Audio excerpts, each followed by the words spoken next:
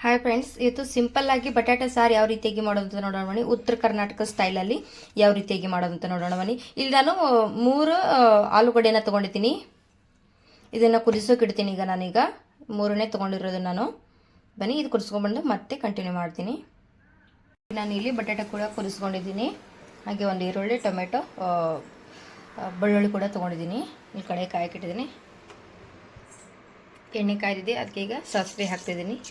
ಸಾಸಿವೆ ಚೆನ್ನಾಗಿ ಚಟಪಟ ಅಂತ ಹುರಿಲಿ. ನೋಡಿ, ಸಾಸಿವೆ ಚೆನ್ನಾಗಿ ಚಟಪಟ ಅಂತ ಹುರಿತಿದೆ.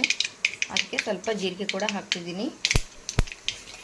ಅದಾದ ಈರುಳ್ಳಿ ಹಾಕೋದಕ್ಕೆ ಕರಿಬೇವು ಸೊಪ್ಪು ಕೂಡ ಹಾಕ್ತಿದ್ದೀನಿ. ಹಾಗೆ 2 ಮೆಣಸಿನಕಾಯಿ ಕೂಡ ಹಾಕ್ತಿದ್ದೀನಿ. ಸ್ವಲ್ಪ ಹಿಂಗು, ಇಟ್ಕೊಂಡಿರುವಂಥ ಬೆಳ್ಳುಳ್ಳಿ ಕೂಡ ಹಾಕ್ತಿದ್ದೀನಿ. ಸ್ವಲ್ಪ ಜಜ್ಜಿದ್ದೀನಿ ಅಷ್ಟೇ. ಇದನ್ನು ಚೆನ್ನಾಗಿ ಹುರ್ಕೋಬೇಕು. ಈ ಥರ ಮಾಡಿ ನೋಡಿ ಫ್ರೆಂಡ್ಸ್, ತುಂಬ ಚೆನ್ನಾಗಿರುತ್ತೆ. ಬೇಗ ಕೂಡ ಆಗುತ್ತೆ, ಟೇಸ್ಟ್ ಕೂಡ ಸಖತ್ತಾಗಿರುತ್ತೆ. ಪಟ್ಟಂತ ಆಗಿಬಿಡುತ್ತೆ ಈ ರೆಸಿಪಿ. ಇದು ಚೆನ್ನಾಗಿ ಹುರ್ಕೋತೀನಿ.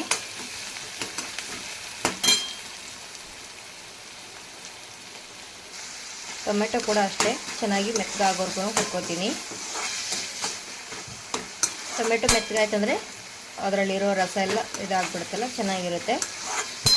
ಚೆನ್ನಾಗಿ ಇದನ್ನು ಹುರ್ಕೋಬೇಕು. ನೋಡ್ಬೋದು, ಚೆನ್ನಾಗಿ ಸ್ವಲ್ಪ ಟೊಮೆಟೊ ಮೆತ್ತಗಾಗಿದೆ. ಅದಕ್ಕೆ ನಾನು ಸ್ವಲ್ಪ ಅರಿಶಿನ ಕೂಡ ಹಾಕ್ತಿದ್ದೀನಿ. ಹಾಗೆ ಒಂದು ಅರ್ಧ ಟೇಬಲ್ ಸ್ಪೂನ್ ಅಷ್ಟು ಧನಿಯಾ ಪೌಡರ್. ಇಲ್ಲಿ ನಾನು ಮಸಾಲೆ ಖಾರ ಹಾಕ್ತಿದ್ದೀನಿ, ಒಂದು 2 ಟೇಬಲ್ ಸ್ಪೂನು. ಖಾರನೇ ನೋಡ್ಕೊಂಡು ಹಾಕ್ಕೋಬೋದು, ನಿಮ್ಗೆ ಎಷ್ಟು ಬೇಕಷ್ಟು.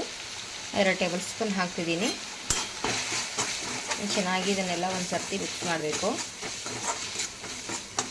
ಈಗ ಬೇರೆ ಯಾವುದೇ ರೀತಿ ಮಸಾಲ ಹಾಕ್ತಿರೋ, ಜಸ್ಟ್ ಧನಿಯಾ ಪೌಡರನ್ನು ಕೊತ್ತಂಬರಿ ಅರಿಶಿನ ಹಾಕಿದ್ದೀನಿ ಇಷ್ಟೇ. ಹಾಗೆ ಖಾರ, ಬೇರೆ ಏನೂ ಹಾಕ್ತಿಲ್ಲ ನಾನು. ಅಂದರೆ ನಾನು ಮಸಾಲೆ ಖಾರನೇ ತೊಗೊಂಡಿರೋದ್ರಿಂದ ಏನೂ ಹಾಕ್ತಿಲ್ಲ ಅಷ್ಟೇ. ನೋಡಿ, ಎಣ್ಣೆ ಚೆನ್ನಾಗಿ ಸೈಡಿಗೆ ಬಿಟ್ಟಿದೆ. ಕೊತ್ತಂಬರಿ ಸೊಪ್ಪಿದ್ರೆ ಕೊತ್ತಂಬರಿ ಸೊಪ್ಪು ಹಾಕ್ಬೋದು. ನನ್ನ ಕಡೆ ಕೊತ್ತಂಬರಿ ಸೊಪ್ಪಿಲ್ಲ, ಹಾಗಾಗಿ ನಾನು ಹಾಕ್ತಿಲ್ಲ.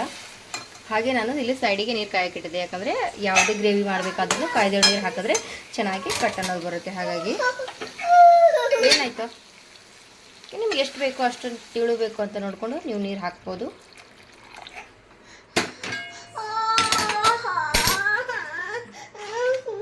ಎಷ್ಟು ನೀರು ಹಾಕಿದ್ದೀನಿ.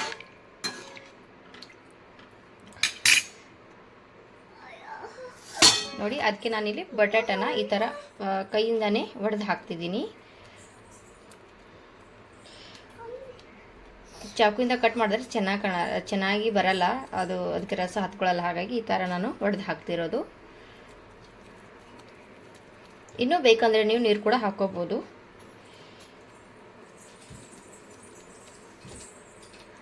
ಮಾಡೋದು ತುಂಬ ಸುಲಭ ಇದೆ ಫ್ರೆಂಡ್ಸ್, ಬೇಗನೆ ಆಗಿಬಿಡುತ್ತೆ, ಜಾಸ್ತಿ ಟೈಮಿನ ಹಿಡಿಯಲ್ಲ. ಟೇಸ್ಟ್ ಮಾತ್ರ ಸಖತ್ತಾಗಿರುತ್ತೆ. ಇದಕ್ಕೆ ಬೇಕಂದರೆ ನೀವು ಸ್ವಲ್ಪ ಗರಂ ಮಸಾಲ ಕೂಡ ಹಾಕ್ಬೋದು. ನಮ್ಮ ಮಸಾಲೆ ಖಾರ ಇರೋದ್ರಿಂದ ನಾನು ಗರಂ ಮಸಾಲ ಕೂಡ ಹಾಕ್ತಿಲ್ಲ. ಈ ಥರ ಮಾಡಿದ್ರೆ ಚೆನ್ನಾಗಿರುತ್ತೆ ಅಂತ. ನೋಡಿ, ನಮ್ಗೆ ಇಷ್ಟು ಅಳಸಾದರೆ ಸಾಕು. ಇನ್ನೂ ಇದು ಕುದ್ದು ಗಟ್ಟಿ ಆಗಿಬಿಡುತ್ತೆ.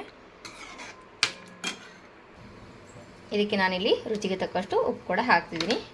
ಈಗ ಉಪ್ಪು ಹಾಕಿ ಚೆನ್ನಾಗಿ ಒಂದು ಸರ್ತಿ ಮಿಕ್ಸ್ ಮಾಡಿ ಒಂದು 2 ನಿಮಿಷ ಚೆನ್ನಾಗಿ ಇದನ್ನು ಕುದಿಯೋಕೆ ಬಿಡ್ತೀನಿ.